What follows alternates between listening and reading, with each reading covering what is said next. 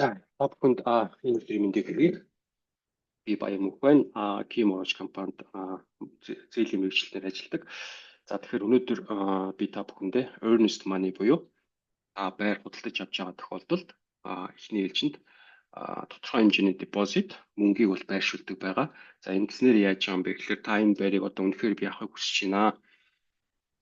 Одоо энэ байран дээр би одоо бичиг баримтаа бүрдүүлээд зээлэндээ ороод энэ байрыг авнаа гэсэн тэр хүсэл зорилгыг илэрхийлээд энэ хүү мөнгийг байршуулдаг.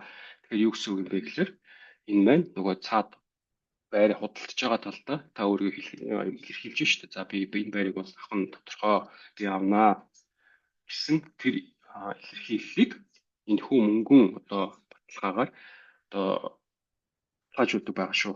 Тэгэхээр earnest money гэдэг та бүхэн бас бидэхгүй байгаа бах зарим хүмүүс нь яг юу яриад байгаа юу юм бол яад юм бол ийд юм бол гэдэгтэй earnest money гэдэг нь та өөрөө энэ байрыг авна гэсэн тэр сонирхлыг илэрхийлж байгаа мөнгөн батламж юм шүү. За ингээд та бүхэнд хэлсэн. За